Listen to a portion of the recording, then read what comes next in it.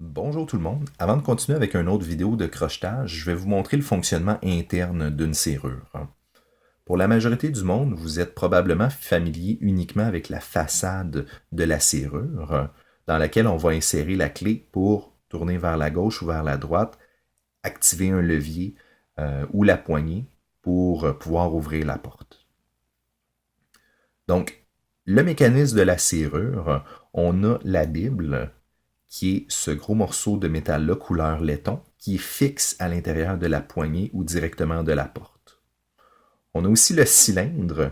Donc le cylindre va commencer vers l'avant et se terminer à l'arrière. Et c'est cette pièce-là qui est mobile. Elle va tourner de gauche à droite quand la bonne clé est rentrée ou quand le crochetage a été réussi. Donc, j'ai une autre serrure ici. Par contre, celle-ci a été usinée avec des traits de scie pour qu'on puisse mieux voir à l'intérieur. Donc, c'est quelque chose qui est très pratique quand on commence à se pratiquer au crochetage. Donc, on va vraiment bien voir notre pic rentrer et interagir avec les goupilles à l'intérieur. Une serrure va avoir plusieurs puits. Donc, les puits sont ici. Pour chacun des puits, va avoir un assemblage de ressorts, de goupilles passives et de goupilles actives. C'est ce mécanisme-là qui va servir à bloquer le cylindre pour ne pas qu'il puisse tourner de gauche à droite. Comment ça fonctionne? C'est à la fois simple et complexe. On a ici, comme vous pouvez voir, ce qu'on appelle la ligne de scissure, qui est en réalité rien d'autre que l'endroit où se termine le cylindre et où commence la Bible. Donc, c'est la séparation entre les deux pièces principales. Les goupilles, c'est des pièces de métal, des cylindres de métal, et comme vous pouvez imaginer, s'il y a une pièce de métal qui traverse bord en bord le puits, ben, à ce moment-là, on ne sera pas en mesure de pouvoir tourner le cylindre. Donc, on a un ressort qui pousse la goupille passive sur la goupille active. La goupille active, c'est cette pièce-là qui va toucher à la clé. Et cette pièce va être de différentes tailles lors de la création de la serrure pour s'adapter à la clé qui va y être insérée.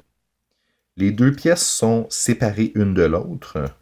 Donc la seule chose qui fait qu'ils sont en contact, c'est le ressort qui pousse une sur l'autre. Pour qu'on puisse tourner le cylindre, on va devoir amener la séparation des deux goupilles à la hauteur de la ligne de scissure.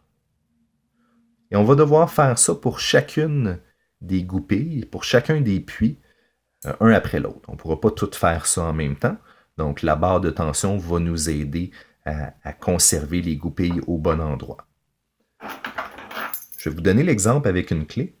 Donc, si on rentre la bonne clé à l'intérieur, on va voir que la séparation entre les deux goupilles est exactement à la hauteur de la ligne de scissure et va nous permettre d'ouvrir la serrure.